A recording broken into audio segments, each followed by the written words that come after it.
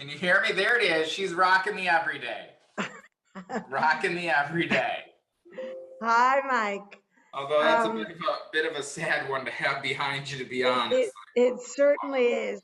It certainly is. I wondered if I should put it on, and then I thought, I guess I should, because that's maybe what I want to ask you about, is how it impacts on you. I mean, you immediately made this, like just some hours after. Yeah. So here we are talking about all of this business on the internet.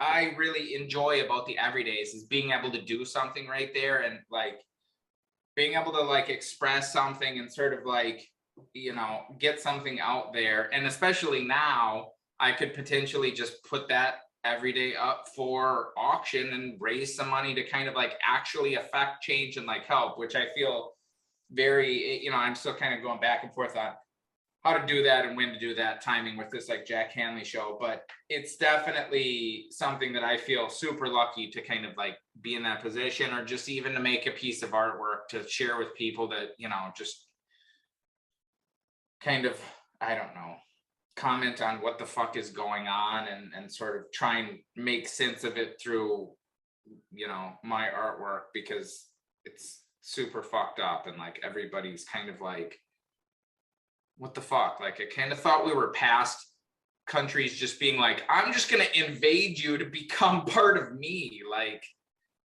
that feels like a 19th century thing or a 20th century thing, that it's sort of like, you're just going to go in there and fucking kill people until they surrender and then they're part of the country. Like, we're still doing that? I don't know. I thought we were kind of past that in a way, but here we are, apparently not.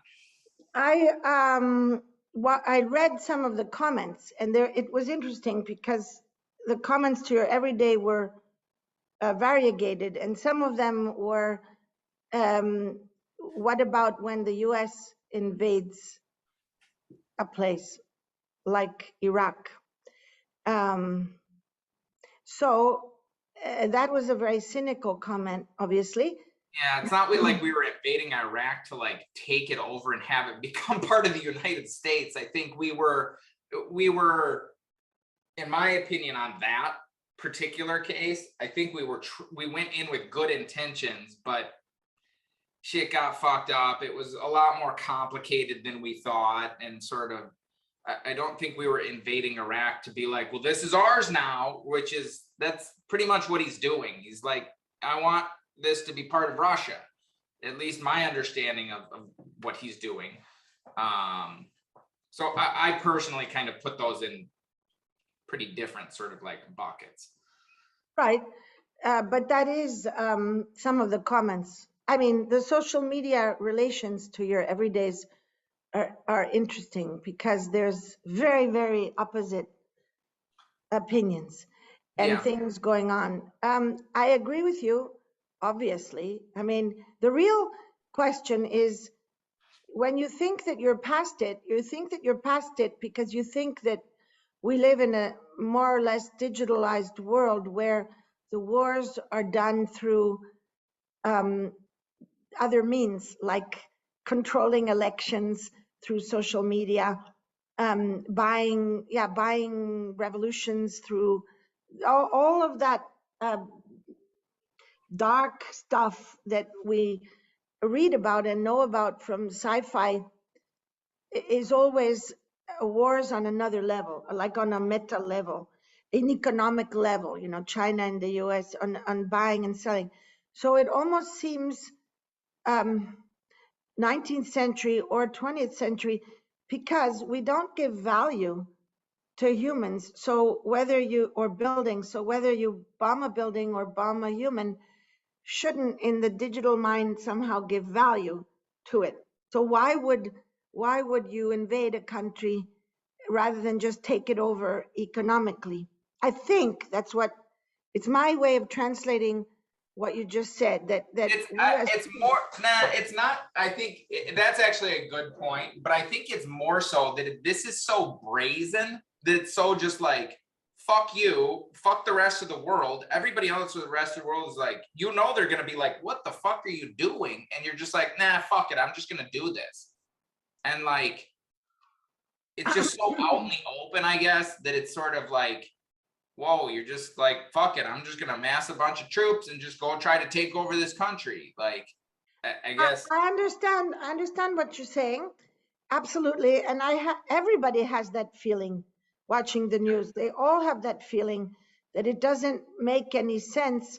But the reason we have that feeling is because we somehow feel that the land or the people or the buildings don't really matter that much in the bigger picture of a digitalized world where everybody's talking about the metaverse. So it seems absurd that someone would like to win a war by bombing a building and not by buying stocks in their companies or something. So I think there's a preconception. People have a preconception that the world doesn't really have that matter, and that matter doesn't matter. But I just want to open a little parenthesis. It depends on what historical period you're thinking about.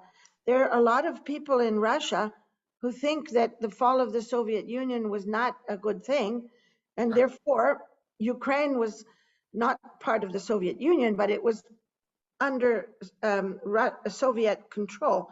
Like, that's why everybody's so scared in like Poland and Romania right now, because all the other countries that were part of the Soviet bloc are afraid. And many artists have expressed their feelings all over the former Eastern Bloc. So I'm just saying that because there are people who think, oh, the world was much better before 1989, and we've got to go back to that. Rather than, it's not about thinking, I'm just going to invade this country and take it over, and it was independent for the last 500 years. I mean, it's only been 30, 40 years since it wasn't under the control and influence. Anyway, that is a pretty shocking wake up yesterday. Yeah, I agree. it was definitely, I think, and to see, I think too, the speed and the sort of like, now that everybody has cameras, like the views that you're able to see of some of these things, it's like, oh my God, like I saw a jet fly over and like bomb a building, and it was like, this person had to have been like streaming this live, because the bomb that this jet shot at them, I don't see how it couldn't have killed them like instantly. And so it was like, they had to have been streaming that live, and so you basically just saw like the view of what it would look like if a jet flew over you and they fucking just shot a bomb right at you, which is like, that's not something we've ever really seen before, because we've had video cameras be part of battles since Vietnam, but they were giant things that were, reporters had to bring into the thing. Now there's, 40 million reporters in Ukraine documenting what the fuck is going on. But it doesn't seem to change it. That just because you're an artist and I'm an art person running a museum, I just wanted to put in this, that there is an artist called Rabbi Mroe, Rabbi Mroe, Mroue, whom I exhibited in the Documenta 13 in 2012, and he was very, very, very, very upset and involved in what was going on in Syria at the time. And the piece that he showed was actually based on a video made on a handheld cell phone of being shot at by snipers. And then the end of the video is the camera falls and it just all blurs. So actually that question that you just brought up has been the subject of an installation already 10 years ago, 2012, I guess, when the first cell phones were around in war zones. But what I keep thinking about, aside from the absurdity of this event, the anachronism, I think what you're talking about is a kind of anachronism, a feeling that it's anachronistic, it's not of the time, is the relationship with Afghanistan, you know, because when I was like this desperate, and because I had personal connections with Afghanistan, the way everybody was just ignoring it, and that was really a sign of terrible weakness on the part of the West, actually. I mean, and also the US, to just abandon a place and let it be run over by the heirs of Osama bin Laden. So I have a feeling something changed maybe in the mind of like Putin and people like that, that they think that there's no consequence and you can just do it. Well, that's the thing. I was very much like, okay, well, we're gonna go in and like, I guess we're at war here. And then it was like I was reading some articles last night. And it's like, we're not sending troops. It's like, we're just like, nah, we're not gonna send troops. Good luck, guys. Like, we're gonna send like, you know, a very nominal, like 10,000 or something, when Putin's got, you know, 200,000 right at the border. And so it's like, I don't think the United States is going to be doing very much at all besides these kind of, you know, slap on the wrist sanctions, which again, we're trying to like preserve our own interests and not tank our own economy by not putting very heavy sanctions on him.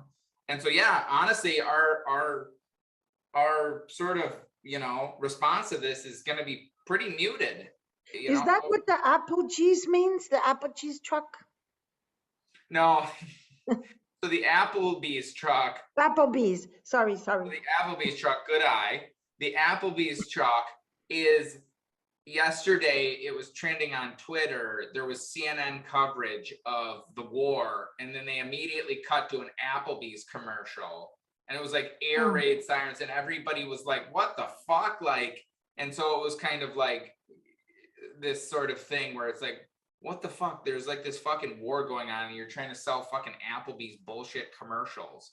What is Applebee's? I don't even know. Applebee's is just like a shitty restaurant here. It's like a fucking, I don't know. It's like a fairly cheap kind of place where you go in and just, it's not a fast food, but it's like, it's one step above fast food. It's like a shitty restaurant here. That's it.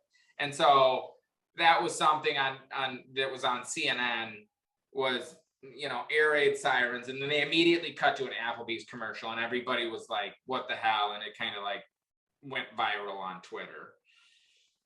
So it's kind of making fun of Applebee's a bit for like this completely tone deaf sort of product placement against war coverage. So are you, do you think that something like consequences, you know, someone from Romania that I was with today said that a Ukrainian a plane landed in Romania because it got lost, because the Russians bombed all the infrastructure for radar. So the pilot was just kind of flying around and and landed in Romania, and they were a little bit worried because it might be that the Russians could think that, you know, the Romanians are somehow involved in supporting. So they were worrying if it was even just done on purpose, or so. So do you think that there can be these butterfly effect consequences, or for what?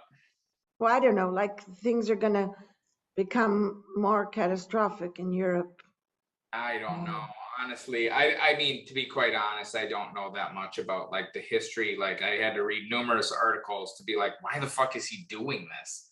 Like, you know, and so I really don't know that much about the history. Like, but I mean, most of the things you're saying is kind of like what I read in terms of like the other countries are like, well, if he takes Ukraine, there's nothing really stopping him from kind of like just grabbing the rest of the whole fucking, you know, ones that he lost here or lost in the Soviet Union.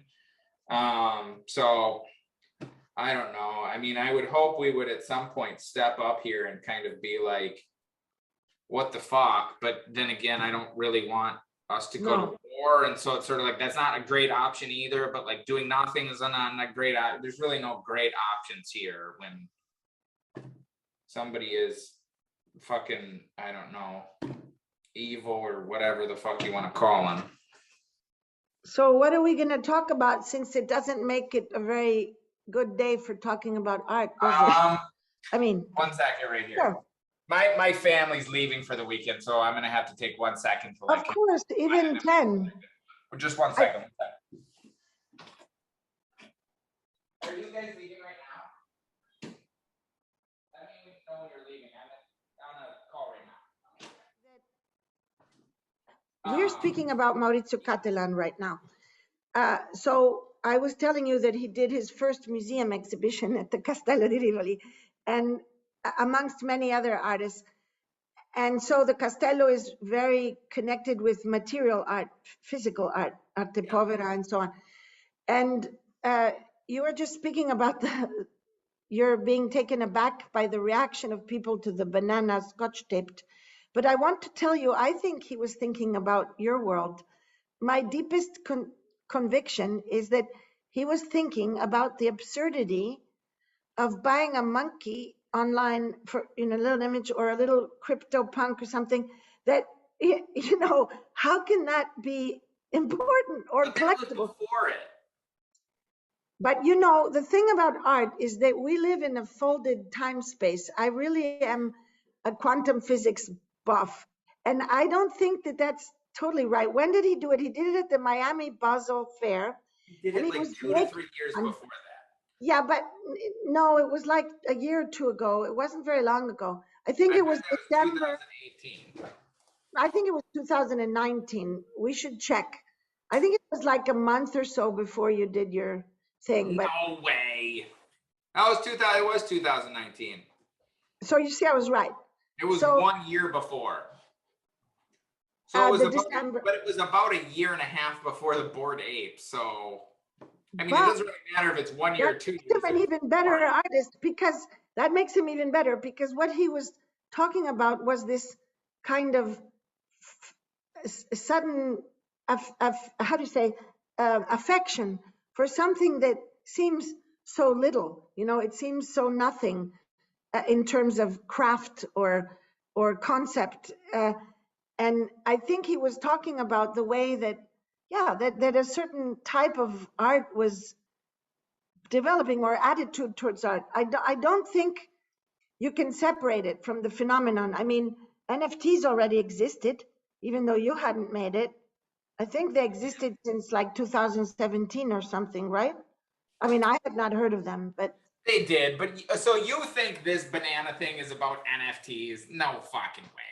I think it's about an attitude, what we call the Kunstwollen, or also the Weltanschauung, the times. There are certain times, and it's like the essence of a time that gives a lot of value to numbers, for example. I mean, that was surely part of the digital revolution. The digital revolution is an attention economy. So all of the likes and the TikToks and the Instagrams and this and that. So I think he was thinking about a very not flippant, but a society that can attribute value to something that seems valueless and that you can't give value to. But don't you think there's a number of artists who are doing that? I agree. I think his basic sort of thing was, look at how stupid it is. People will buy this thing and it's just a fucking stupid banana taped to a wall. And somebody's going to buy that for, I don't know, it was like $100,000 or some stupid thing. And I think but I think I feel like there's a number of people who are doing that. I don't know. Right now. Yeah. I feel like, to me, that's not, I think it's interesting to a degree, but it's not that interesting, because it's like, okay, yeah, I get it. There's people fucking speculating on dumb shit in art, but okay. Right, but you have to say it in a simple way. And then you have to be lucky as an artist. I mean, luck and random chance is also important, as you know. I mean, I think so. There's a question of luck and coincidence. Sure. And then there's a kind of empathy and intuition that artists have that they can't really rationalize, but things seem to happen at the right at the right time. And I think in 100 years, when you look at art history, you're going to have both the crypto punks and you're going to have the banana, and they're going to be in the same universe of what does it mean. Actually, that was one of the questions, I had for you, because I have these links to these things like that Ryan sent me on OpenSea, or even if I look at the link of the Rebirth 62 and 100, there's a little image, and then it has the logo of the company on the top, and then it has the number, and so it gives me this feeling of something that's so boxed in, and as if it were a poster for something, for a movie that I can't see, that it's pointing to something that I can't see. So I was thinking really about this question of taste, taste and how taste changes and how I can develop a taste for something like that. And as beyond just the money, or as I always tell you, I think the money, not because of desire for wealth, but the money is like an image of this numerology, or of this counting of attention that is the digital world, which is all numbers. I mean, everything is a number. It's all code. So I sometimes think, well, the material of this art are those numbers. But I don't understand. I'm really not in it. I don't understand it. But I see these. I can't develop a taste, or I mean, I don't know where to go. And I'm even on a jury. I have to choose a prize. Can you imagine an NFT? They asked me. You do? But the four artists who did them are not artists who are digital artists anyway, so nobody knows anything about it. Neither the four artists nor the jury. Hans and I and Daniel Birnbaum are on this jury, and we have to pick them on Sunday, like in two days. Can I see the pieces? Well, I can send them to you secretly, and I would appreciate your Yes, comment. of course. No, I really would actually. I mean, So they're from traditional artists? yeah, I guess so. I guess so. Maybe there's one who's done some digital things. I mean, but I mean, maybe the worst one is actually the best, and I just can't tell. So I will send them to you for your opinion. I will. But Well, what do you mean you can't tell? well, it's the question that I was saying before. I have a feeling that I don't have the knowledge. I mean, we're talking now about NFTs. We're not really talking about your work, because your work is a project that is online and it's digital and it's in social media and it's making an image every day that may or may not relate to what's happening. So it goes beyond, and it existed before the NFTs. Okay, so I'm not discussing.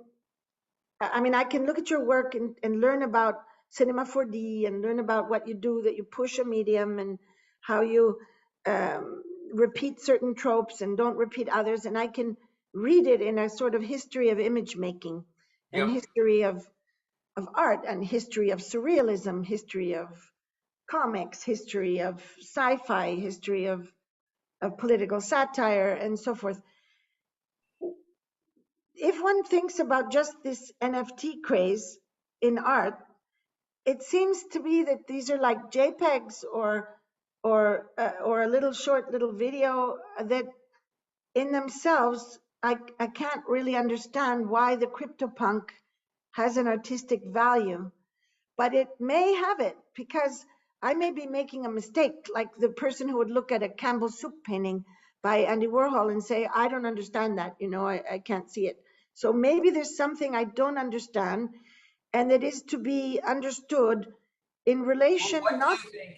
I guess the question, just to finish the question, in relation not only to the numbers, but also to the actual transactions. I mean, I'm wondering if the fact that an image gets bought and sold and bought and sold is in itself some sort of music or to me, artistic that part form. of it is like, who gives a shit? To me, it's sort of like the art itself is when I'm looking at something that has, whether I determine something has value or not, I personally look at what new ideas did this bring to the table to expand my understanding of what art is or what art could be. And so when I look at the soup can, I say, aesthetically, do I like this? Personally, not really. It's just a fucking soup can. Like, it is not like, whoa, I love this image of this soup can. But I completely see that it has value and that it expanded our idea of like what art is. And so there's a lot of things that are like that, that I don't aesthetically really like, but I think they should be valuable because it was a pretty like groundbreaking sort of like thing. And to me, the CryptoPunks would fall into that because they did influence a lot of sort of things. But I think the it did have a lot of influence on sort of like, you know, my work. Like it wouldn't have sort of like How? things that how Yeah. just because those were like the first NFTs. Those really were like one of the things that sort of like, and there's a lot of people who sort of like, oh, I was the first NFT, blah, blah. They were the first NFTs that captured everybody's sort of like attention. And to me, it's sort of like, you can be the first, but unless you get everybody's attention to actually affect change, then it doesn't kind of matter. If it's like, oh, I did this thing, but nobody saw it, nobody knows about it. It's like, well, okay, But that would be, actually, but that would imply that you think that the NFT is itself the art. no, I don't think the NFT is itself Ah. the art. I think the NFT is, well, that's actually a good point. In the case of them, I think the NFT is more a part of the art because they were more the one who sort of like they made a new canvas for everybody. And so it's sort of like, is the actual style, and also to be quite honest, the way they generated those images, nobody had ever kind of like done that like that before. People have done sort of like generative art, but the idea of sort of like taking these traits and like applying them to 10,000 and kind of like there's, you know, there's like an insane amount of those projects now. I could literally send you hundreds upon hundreds of projects that are complete copies of CryptoPunks. Excuse me, can you describe what the technique was again that was new? So here, can I share my screen here? Sure. So if you look at the CryptoPunks,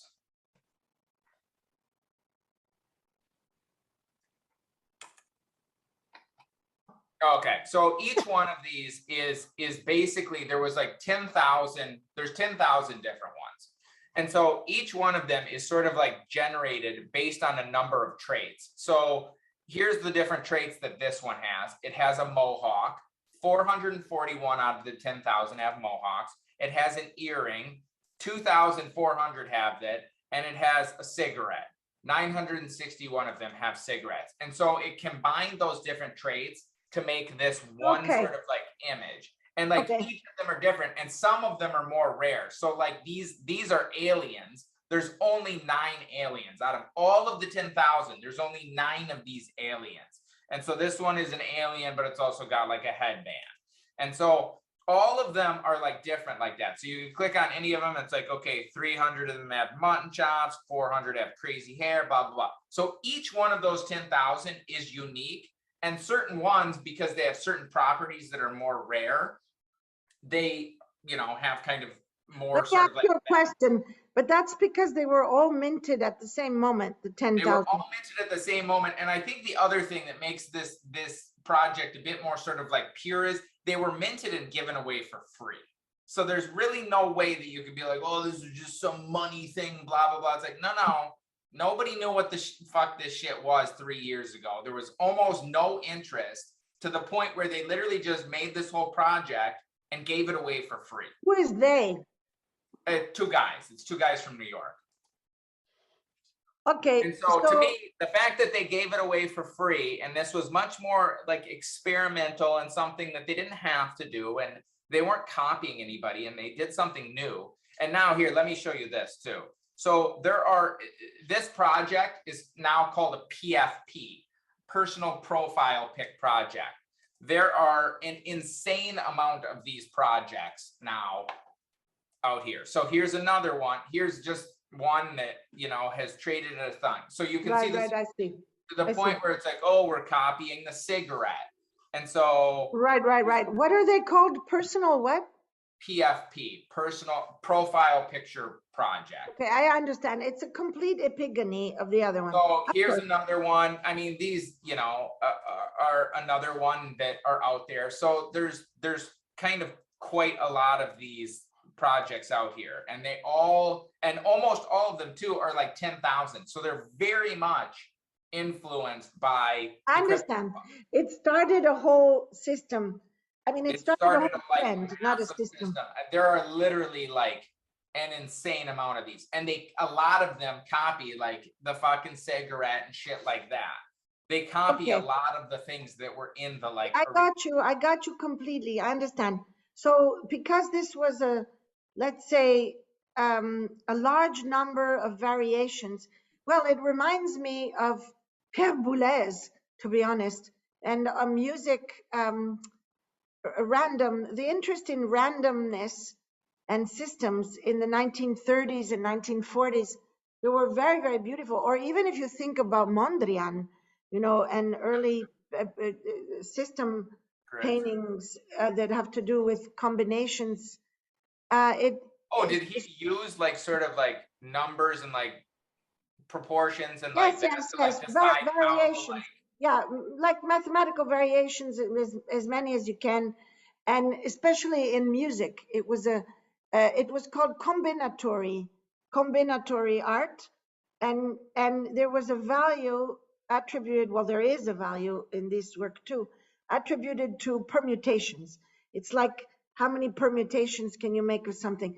So um, I think there is a history to this, and I do understand why you say that there was an original moment. And then somebody decided to mint one of them, and then they minted them all, and they So they gave them away for free, and they kind of like minted them, and then you could just claim them. But they kind of just gave them away for free, and whoever scooped up a bunch of them now is very rich, Mhm. because the cheapest one you can get is like $150,000 out of those 10,000.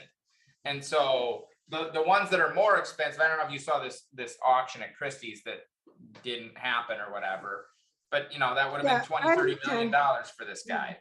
I have a question that I think I've asked you before, but we just brushed over it.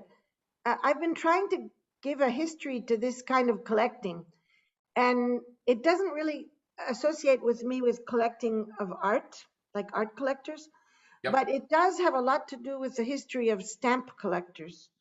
Hmm. Because only I mean, stamps, why were stamps important? There's no reason in the world why a stamp on an envelope should be collected. It makes no sense. But it had something to do with travel and going to faraway pieces and places and geography. You know, all the stamps of France, all the stamps of, I don't know, Ukraine, and all the stamps of the world. So there was this idea of the entire world that you could have in a very small place, like your stamp books were rather small, and they were associated very much to money. So in the minds of stamp collectors, you have all these pictures in your mind of these pages of the catalogs where you have all the stamps and you have all the variations of the head, you know, the head with the leaves on it, the head without of the Yep. sculpture, the head that's pink, the head that's blue. And the governments would make like maybe 50 variations or 100 variations on the one set stamp. And there were always these prices around it. So it did have to do with connoisseurship and prices being evident, which is something that in art we never did. I mean, And that's where I think it brings up sort of an interesting kind of discussion, which is to me pretty subjective, is what is the difference between a piece of art and a collectible? Because I think, in my view, these are a little bit more on the sort of like collectible side versus a piece of art that's trying to express some sort of like idea or sort of like, you know, express some idea, I guess, basically. And so, you know, I think there can be ideas with these things that they could be trying to express, but I think in my view, and again, if somebody's like, no, this is art, I wouldn't argue with them. I would be like, okay, well, if you view that as art, like, that's fine. Like, and sort of, I don't want to like say that I don't view these as art, but it's sort of like, to me, it's like kind of a gray area between what is a collectible, like a stamp, obviously, but even stamps have art elements to them too. And what Well, is sort of like, yeah, a real piece of like art. And that's where I think most of the things, to be quite honest, selling in the NFT world are these. There's way more people buying these PFPs than are buying art now. It's almost entirely these PFPs that people are buying versus digital art. And that kind of shifted. Even like when my sale happened, people were mainly buying digital art. Then the Bored Apes happened, and they were very successful. And then there was just massive rush of people copying it, and there's still a massive rush of people copying it. But the Bored Apes were also copying the CryptoPunks in terms of how of they course. look and how they're like set up or whatever. So I think and the Bored Apes did a few sort of like they brought some new things too to the table. They did a couple things that were like, oh, that's certainly different than anybody's done before, and I think that's why they should have value Well, as let me ask well. you a direct question. So what do you think you've done that's different? That is a good question. I think I have I think the Everydays project is different. I think there's people who have done things like, Kurosawa, or people who have done, this like day project. And I think it's easy to be like, well, that's the thing. He wrote the date. And it's sort of like, well, he wrote the date. He didn't even do that every day, for one thing. No, it He was did it, very different. No, he did no, it some days, and it was of just the course. date. Well, I can tell you one example of a day or a conversation. On Cavada was a genius. It's not. It has nothing to do with your art. I don't think so.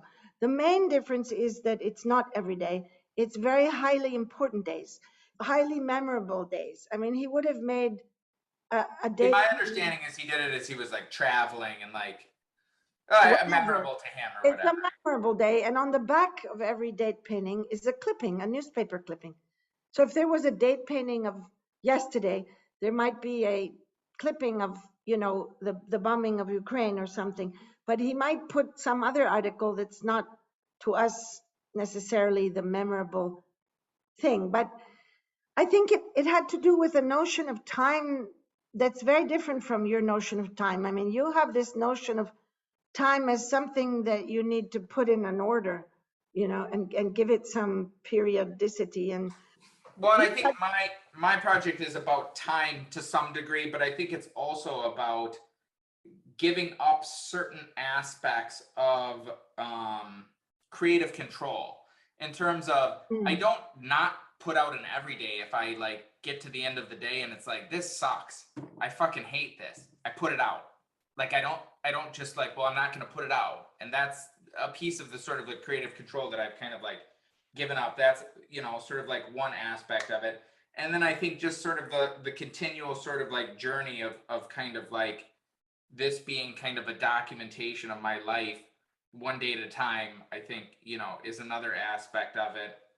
And I think another sort of aspect, sort of in general, of my work that I think is somewhat new and novel is sort of trying to take these tools and techniques from sort of video games and movies. And I think that's what is different from my art versus digital art that has come before me is I see there's digital art, but it seems much more sort of like academic and less about sort of trying to take these tools and techniques of sort of video game production and movie production and apply them to sort of like fine art. that's And what I you think do.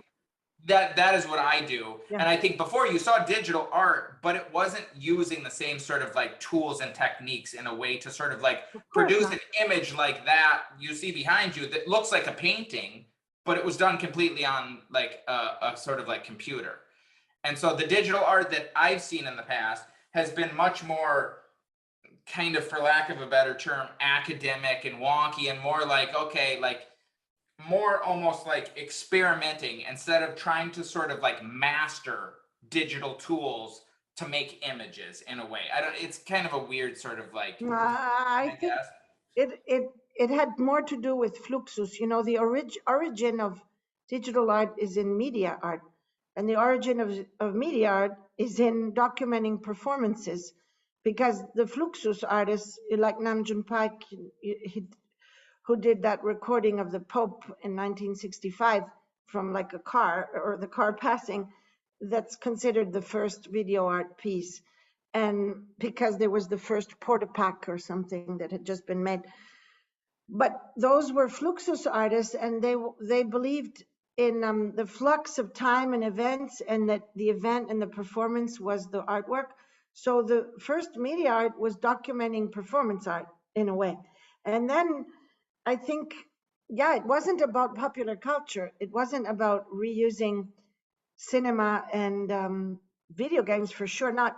But I think there was the first time the cinema comes in, it's with cut and paste. Like when Pierre Huyghe takes pieces of other films, or Douglas Gordon with 24-Hour Psycho and things like that. So they were cutting and pasting and or Tracy Moffat in Australia.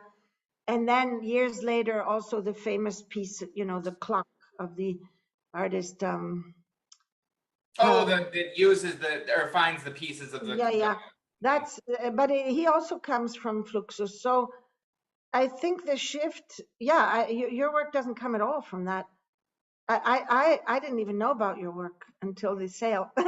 So, but and I think also, and this is not necessarily sort of specific to me per se, but I think the immediacy in which I'm able to put out work is definitely something that is different as well. And immediately you're able to, you know, on the other side of the world, the I guess the social media aspect of it, and sort of like utilizing that and having that be a part of my work, and having it also be influential on my work sometimes. Sometimes people say things and then my work will change. You know, I'll see a comment or something, and then I'll sort of like riff on that the next day.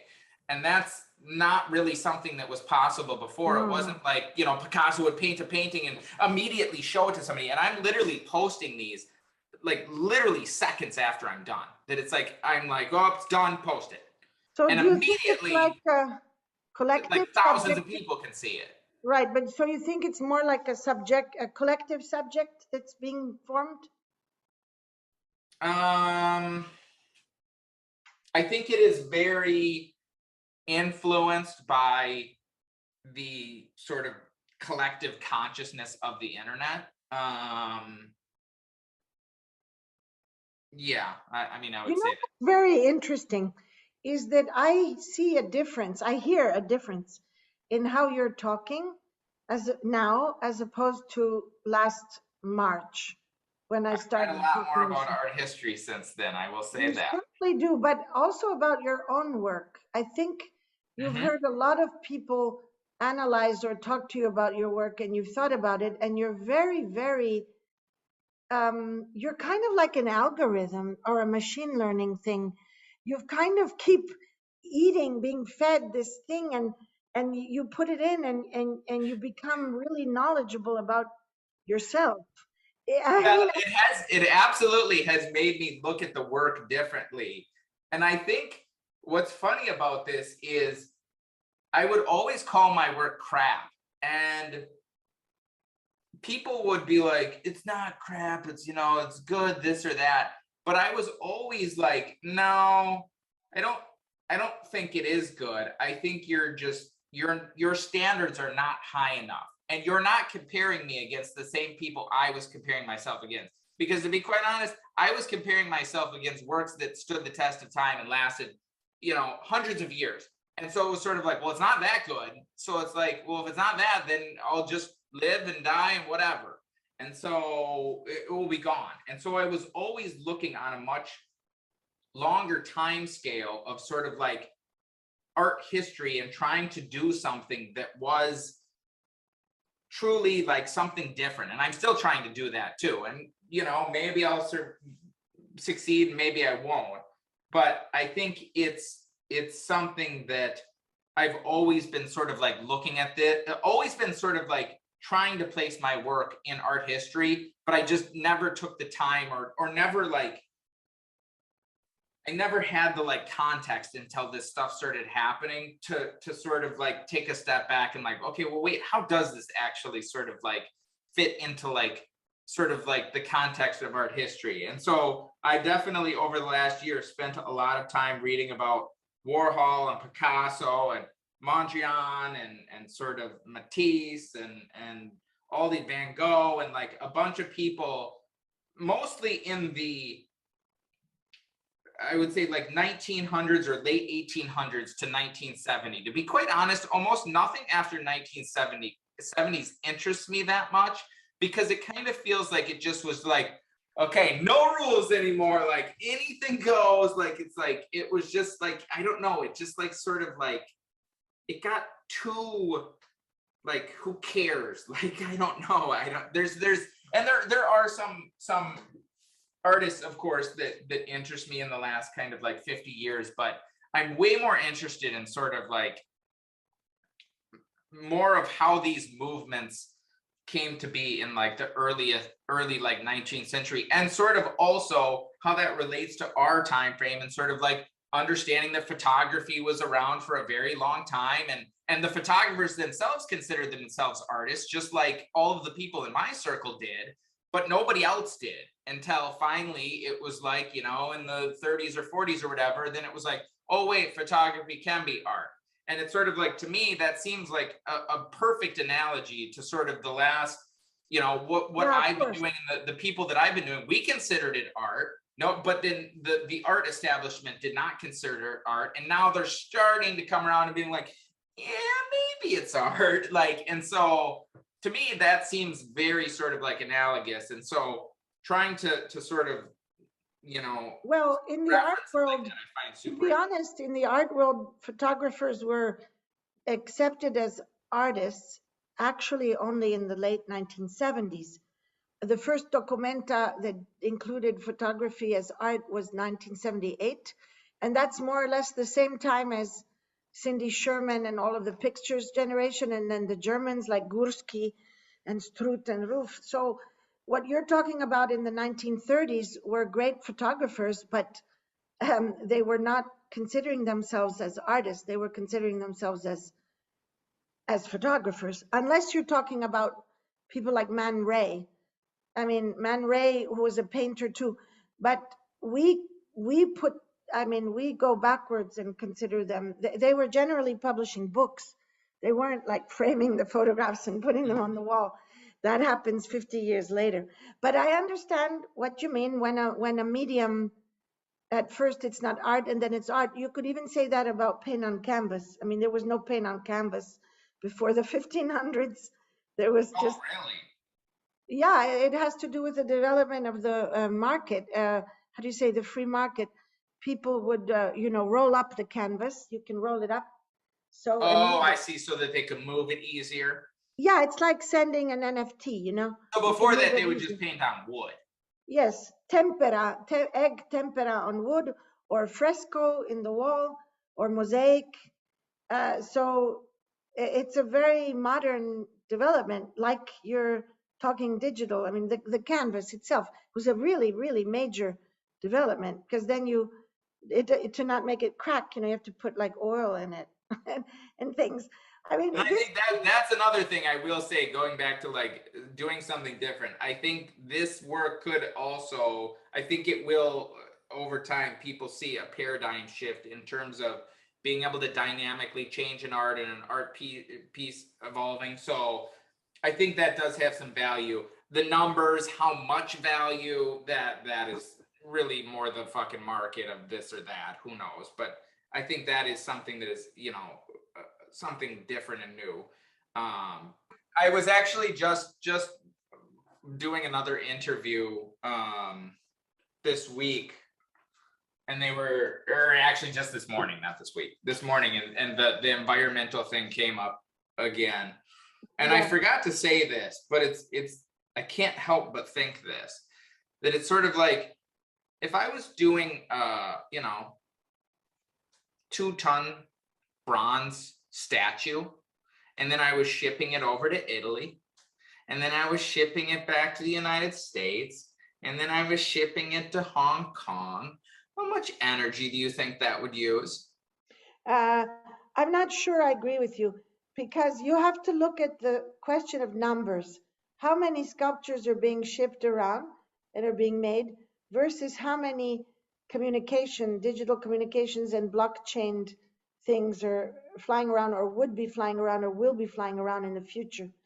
So I But think that that, implies that it's sort of like I'm responsible for what other people are doing.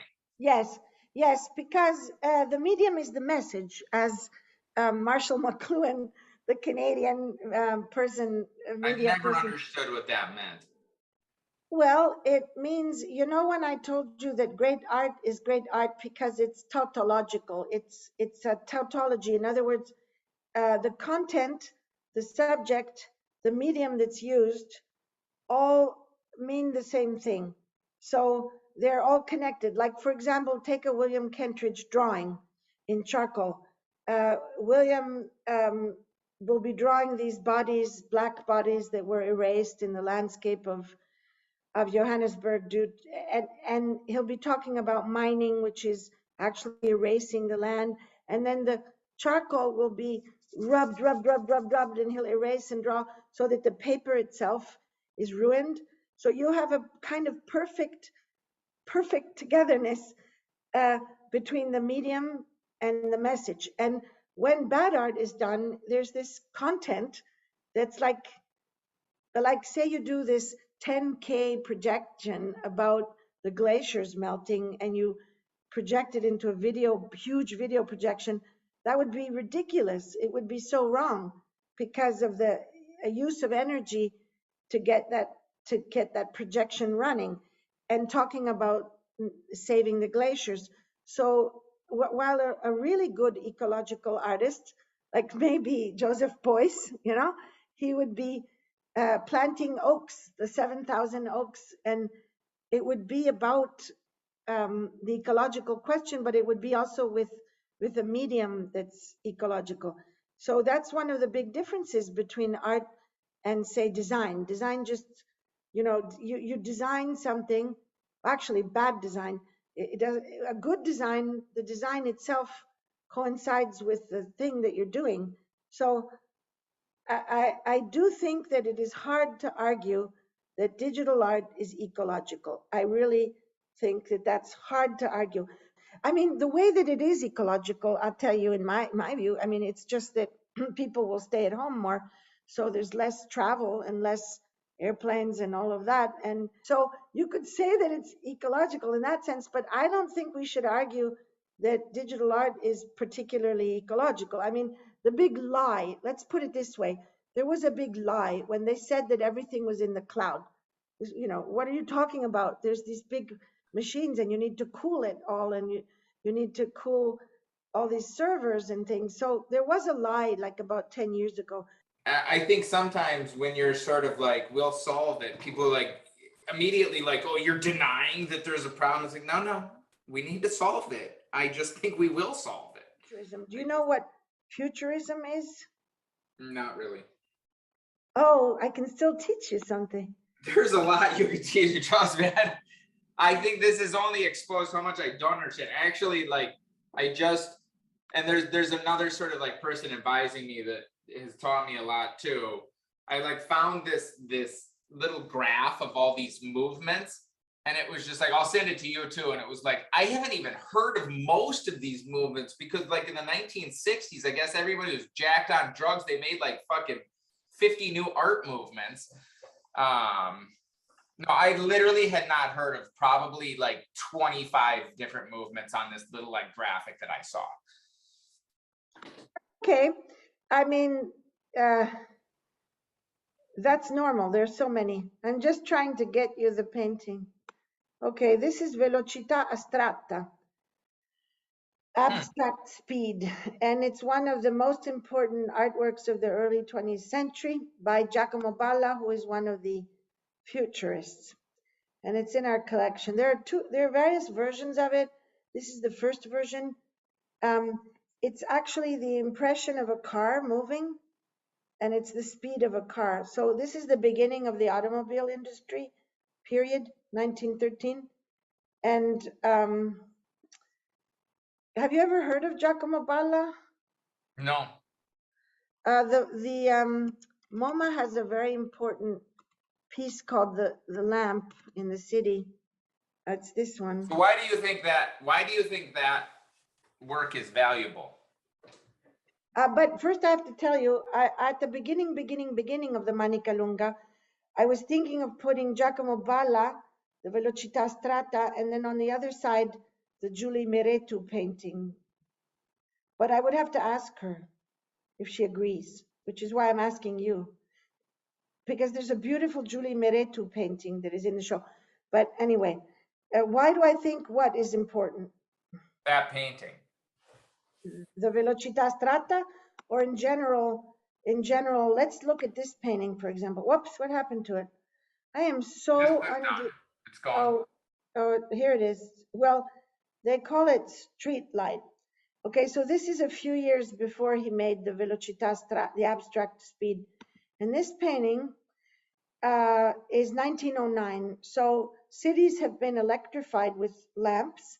The idea that night is not night and day is not day, and that there's day for night, and so on, is a very recent thing. I mean, electrification of cities is like mid 1800s, late 1800s in many parts of the world at the time. And you see the moon. So he's basically saying that we're in a whole other epoch with electricity, kind of like you telling me that the digital is like a watershed. But can you imagine electricity being a watershed? So he's basically saying that this new kind of energy, which is electricity, is much stronger than the moonlight. And all paintings were of moonlights before. And then the light gets split up into its, like a prism, into all the optical things, which is something from the glass and of the lamp and the light. So Balla does this, and this is 1909, so it's the very early on. I think the first really abstract works are Giacomo Balla's on the one hand and Kandinsky on the other in like 1911 and 1912. Now, how do I get out of this? So why do I think it's important, our painting? Well, because it's an analysis and breakdown of movement and speed, and nobody had ever done that. Okay. And we're in a society where suddenly, I mean, just think about it. This is about the same time that Einstein is saying, where is ours? I keep losing it. Oh, here it is. Einstein is doing relativity, and he's saying that, time and space are connected, and if you're going on a train really fast, you're going to be at a different time, right? Than if you're going at a different speed. So this is the same moment. This is 1913. We're in the middle of developing theory of relativity, and basically it's the world seen from a racing car, or it's a standing person seeing a racing car. So I find futurism much more interesting than cubism. Cubism is very traditional because it's about Which was first? well, they're together. I mean, there is, well, I would say that maybe you could say that Picasso was doing works way before, because he was doing the blue period and so But on. those were not Cubist. No, not at all. So the first cubist, you could say it's the Demoiselle d'Avignon, 1907, but I don't really But think then I thought he didn't show it for a very long time. yeah, he didn't. And then actually, you know what my theory about that So painting? then could she have, was this a girl? Who? Balacieta is a woman who painted this or a man? Balla? Bala, yeah. No, it's a man, Giacomo Okay. Balla. Did he see that? Did he see Oh, the no, he did Cosmo? abstraction before the Cubists. I mean, his world he's the beginning of abstraction. The two are Kandinsky lyrical abstraction and Balla. It's totally abstract. It's like So how come I? 10 years I'm gonna, before Mondrian, 10 years before Mondrian. Cubism is not abstract. Cubism is about yeah, a analytical. different way of looking at form and that. But so if Yeah, but that, it's a guitar. He's talking about a guitar, you know. so I, I agree that that would be something that would be valuable. Like it looks honestly to me kind of reminds me a little bit of like later sort of like, yeah, like the analytic cubism, like Picasso stuff that was even later, wasn't it? Like, yes, later. But the Cubans so never why? understood. They So the never question, understood movement. so the question I have is that works to me seems like it would be very important. How come I've never heard of that painting before? And Yeah. again, as Okay. the Well, average person, like I realize I don't know much about art history, but like how come I've heard of other paintings like, Kandinsky and shit like that, even knowing very little of art, I've heard of that, Picasso, blah blah blah. How come I've never seen that painting before? Giacomo Balla or Boccioni. Well, the politics of why something becomes important is complicated. One reason is the futurists, Boccioni and Balla mainly, whose major works are in MoMA and so forth. We're talking about the 20s, and the 20s, Italy became very isolated. That's why you have De Chirico. I mean, you've heard of De Chirico, obviously. So, Mm, well, um, I think Italy became very isolated, like Germany kind of became isolated. And I think it's a political thing as well. So the other thing is that art history is written by the winners. And in a way, the French artists went to America. So the art historians, I mean, it's people like me, who are art historians. So it's people like me. So if you think in the past, um, there's a so-called Eurocentric art history, which says that art is very important in France in the late 19th century with the Impressionists, and then that moves into the Post-Impressionists and then the Cubists, and then they all move to America, and then MoMA starts, and they collect and they show all these French artists, and then the New York school starts, and America becomes the center of art after 1945.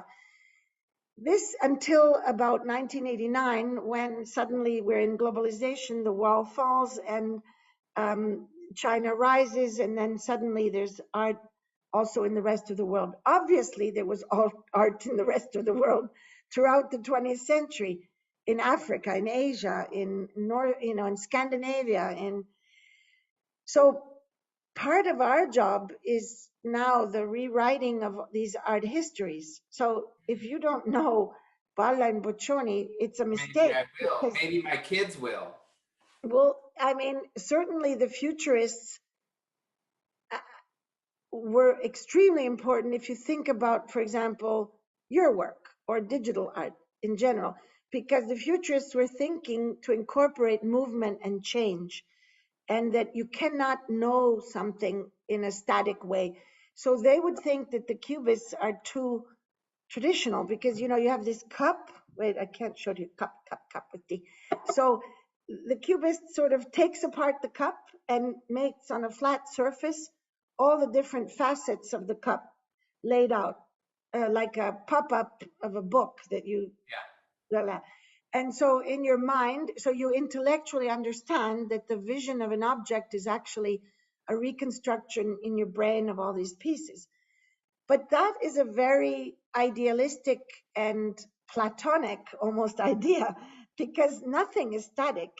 On a quantum level, everything's moving around and being attracted and taking apart and so on.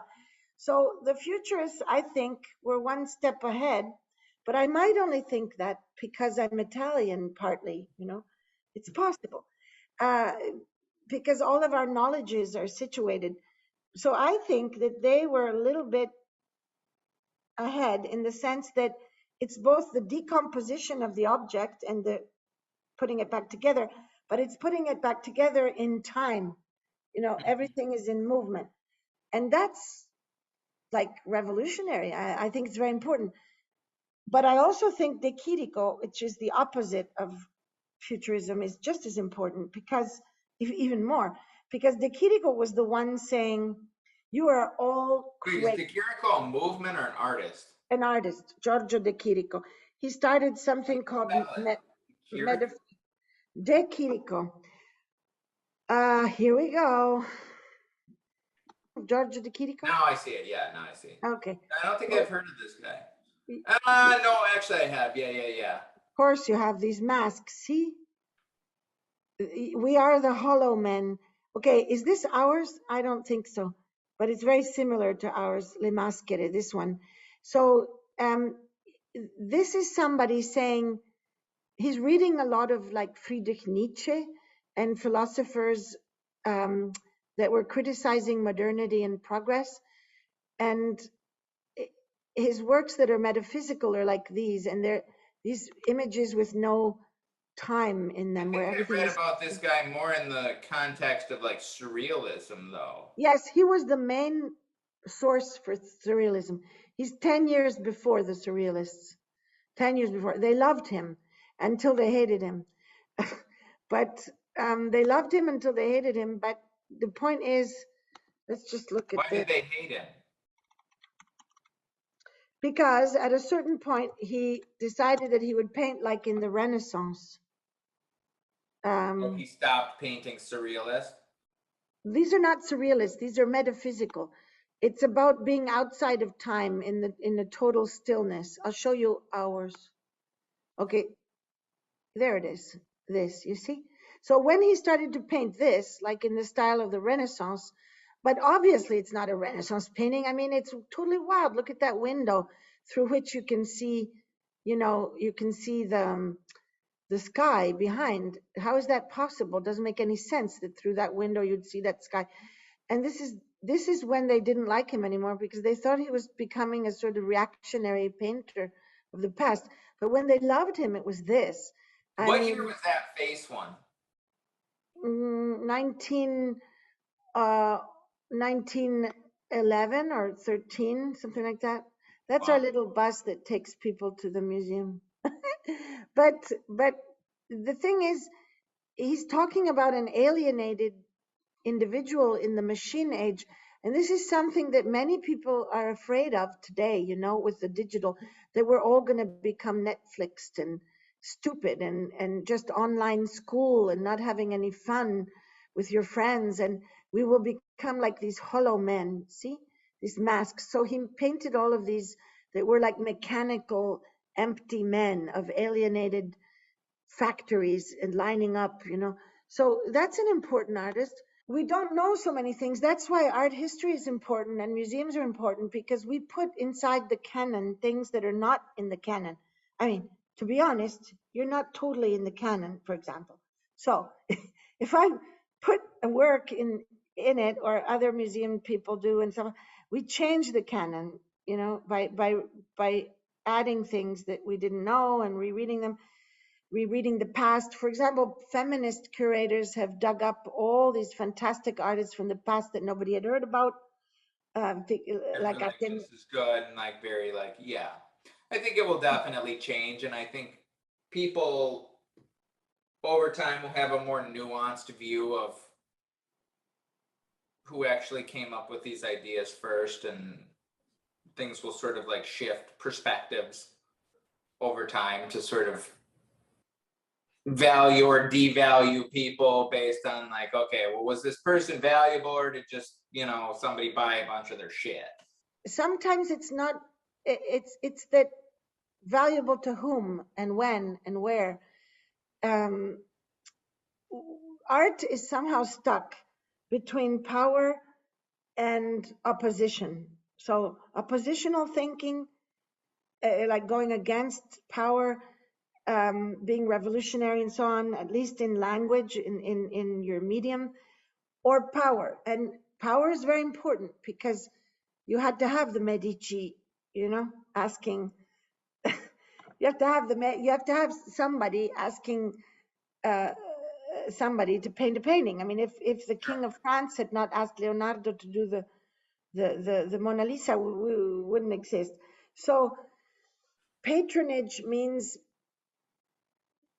catering to power, but at the same time, if you do that too much, somehow you lose your soul. It's like the story of Faust and the pact with the devil.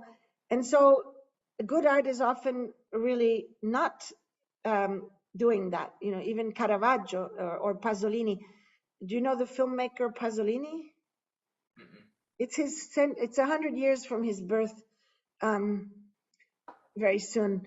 Anyway, so I think artists are always stuck in between this thing, and sometimes you lose your soul a little bit after a while, and artists can get a lot worse if they're. It's funny because it's sort of like especially coming from like the commercial world and sort of doing freelance work for the last 20 years or whatever, 15 years, like I have little to no interest in doing any sort of like commissions or like paint me this or paint me that or do this, like, because that's what I just did for 15 years. I mean, I do watch a lot of science fiction movies, and I do think we're going into a world where the material culture might. Have you seen Dune? Of course. I haven't even seen it. Oh, well. No spoilers. No spoilers. That's very original of you. But I mean, all I mean to say is that I see our cities, I see when I walk in the street and things, people are all looking at their phones and nobody's fixing the gardens and nobody's fixing the holes in the road. It's kind of devastating the way that the material world is not being taken care of. I don't love the idea of like, okay, let's just like digitize it and just chalk it, because we're bound now by how the fidelity of what we can sort of like appreciate these things, and if we chuck them, then they're fucking gone forever. And so it's kind of like no going back. And so it's sort of like, it's sort of like we'd be taking like a photograph or something of this or scanning it, but like that scan will look like total shit 50 years in the future. It'll be kind of like we would look at like a crappy old Polaroid picture and you're like, I can barely even see what's going on in this. Like it's very hard to even like tell what the hell this is. You know what I mean? Because the technology will be so much better. Yes, because the technology will be so much, or like you'll look at old home movies and they're all blurry and jittery and they look like shit. You can barely see anybody's face, and it looks like crap. And you can kind of see it. That's what it'll look like 50 years in the future. It'll be like, okay, what was this thing? I don't know. Was it like a rock or like, you'll barely be able to like tell what it is, because they'll have a much higher expectation for. Oh, if you want to preserve something, you fucking put it in this thing and it'll fucking scan that thing and you can like, analyze every compound in it and blah, blah, blah. So it's not just like, we scan it and like, okay, here's our fucking JPEGs that we save for the future. It's like, if that shit's gone, it's fucking gone forever. It becomes obsolete. Yeah. Obsolete quickly. That's interesting perspective. Yeah, so I think that is the big challenge in the 21st century. I mean, there's two. There's the energy problem and climate, and then there's this care, even while living as well in this other sphere. So, on that note, we'll talk soon. ciao. Bye. Bye bye.